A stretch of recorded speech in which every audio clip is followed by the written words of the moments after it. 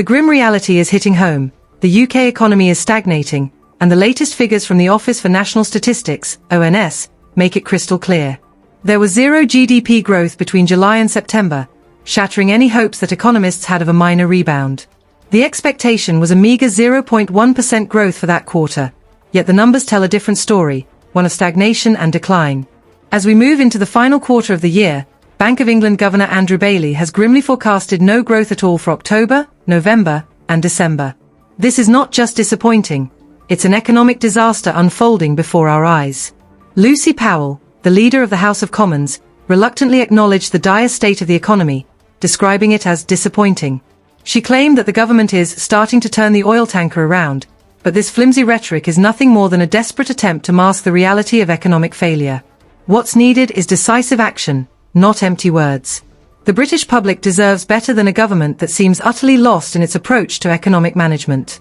Adding salt to the wound, the Confederation of British Industry, CBI, has reported that private sector firms expect economic activity to plummet in the 3 months leading up to March, with a weighted balance of -24%.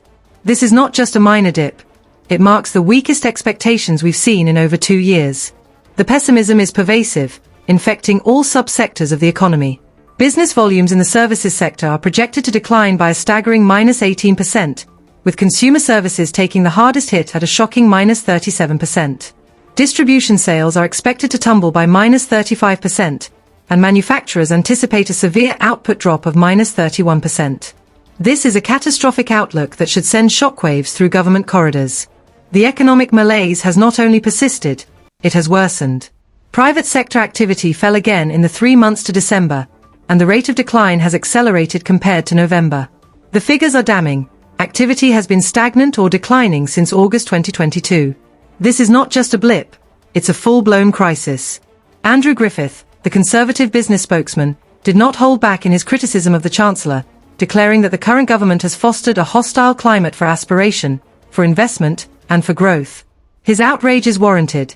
The Chancellor's tax-raising spree and her relentless trash-talking of the economic inheritance are suffocating the lifeblood of British businesses. If we plunge into a recession, and given the bleak expectations from the CBI, that seems increasingly likely, it will be one manufactured in Downing Street. Labour needs to change course urgently, or the damage they are inflicting on the economy and the livelihoods of ordinary citizens will be irreversible. Alpesh Palija, the CBI's interim deputy chief economist, expressed this grim sentiment, stating, "There is little festive cheer in our latest surveys. Firms are not only expecting to cut back on output but also on hiring. The pressure on prices is mounting, and the economic environment is becoming increasingly hostile for businesses. The budget measures, particularly the rise in employer national insurance contributions, are exacerbating an already weak demand scenario.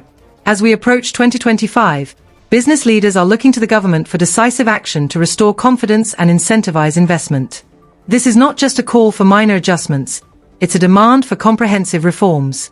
Whether it's revamping the apprenticeship levy, enhancing occupational health incentives, or reforming business rates, businesses require a strong, stable framework that can foster innovation and drive growth. In the long term, the industrial strategy must provide the stability and certainty that businesses need to thrive. Without a well-defined path forward, we risk condemning both firms and households to a cycle of stagnation and despair.